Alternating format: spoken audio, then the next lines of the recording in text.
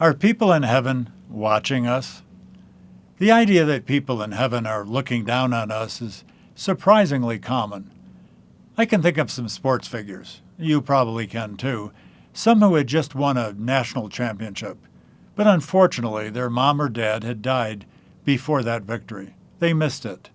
They weren't on the sidelines celebrating their son or daughter. I've heard those champions saying something like this: I'm sure mom, or dad, I'm sure mom is looking down and smiling. You know, I understand that sentiment.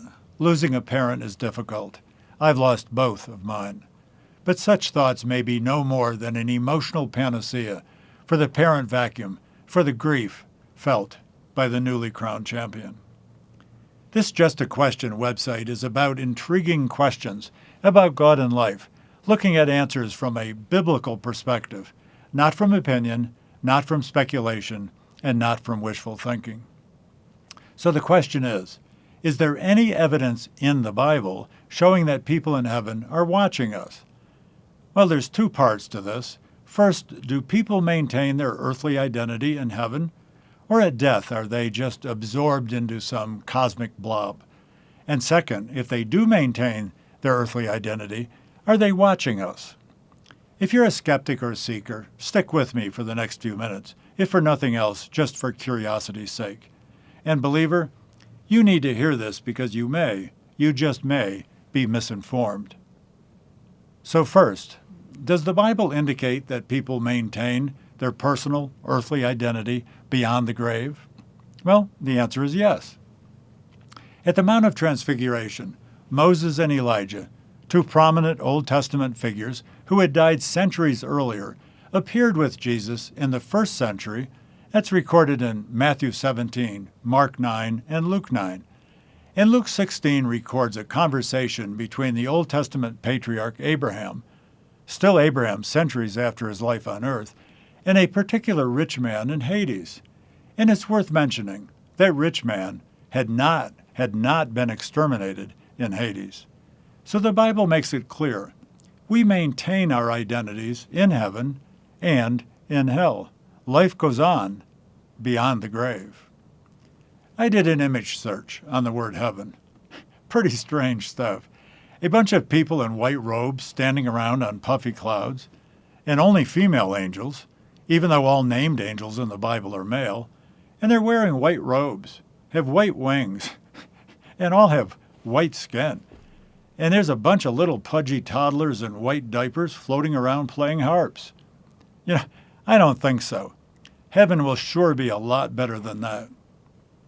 But back to the question, are people in heaven watching us? I don't think so. Think about it. They've got a lot better things to do than that. Plus, how much of your life do you think they'd want to watch anyway? Think about it. There's a bunch of stuff that you and I do that our parents wouldn't want to see, even if they were still with us. Bottom line, there's no biblical evidence that any person in heaven is watching anything good or bad that we do. At best, thinking so is an emotional coping mechanism, a panacea for dealing with someone's death. However, if you're a believer, you need to understand a Bible verse that's often misunderstood, misinterpreted. Hebrews 12 starts something like this: since we have so great a cloud of witnesses surrounding us. That's the misunderstood phrase, so great a cloud of witnesses surrounding us. It goes on to say, let us therefore lay aside every encumbrance and sin, and let us run with endurance the race that's set before us. And we should fix our eyes, because of that, on Jesus, the author and perfecter of our faith. You see, that phrase, so great a cloud of witnesses surrounding us, can be misunderstood as meaning that people in heaven are like spectators in a football stadium watching us live out our lives on the field. But that's just wrong. The Greek word translated as witnesses in that verse means testifiers, not watchers, not spectators. It's the same Greek word found in Acts 1:8. That's where Jesus said, "You shall be my witnesses." Same word. Jesus wasn't saying, "You shall be my watchers." He wasn't saying, "You shall be my spectators." He was saying, "You shall be my testifiers." So back to Hebrews 12. Who is being described by the phrase, so great a cloud of witnesses? So great a cloud of testifiers? The answer is actually easy. The previous chapter, Hebrews 11, is the hall of fame for the heroes of the faith, men and women who were approved by God because of their faith, because of their great faith. They were the waiters, the winners, and the wiped out, who because of their great faith stood out as God's heroes, no matter what their circumstances threw at them. They were the testifiers in Hebrews 12:1. Remember, context, context, context. They are the examples for us. And I'm sure, those heroes of the faith would just as soon not be watching us either. And for all of us, do you really think that Hebrews 12:1 means that we should lay aside sin and encumbrances and fix our eyes on Jesus because mom and dad are watching us from heaven? No chance. Instead, we should be concerned about all the facts about God himself. He is the all-knowing, all-seeing God who is watching us.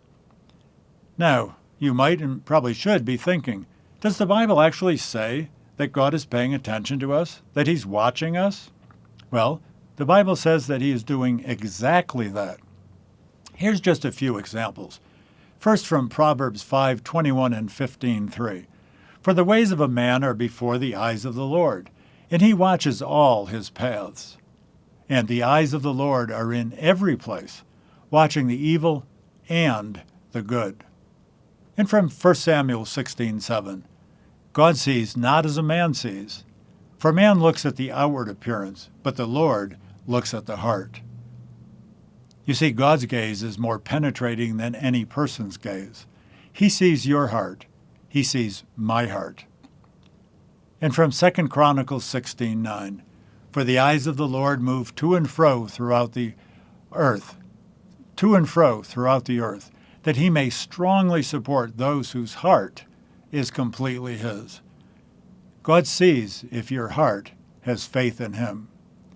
Now, back to the original just a question. Are people in heaven watching us? The Bible gives us no indication that they are. So our best answer is, no, they're not watching us. But one thing is sure. You and I are never out of God's sight. He sees each of us. He sees through to our hearts. Wow, that should get and keep our attention.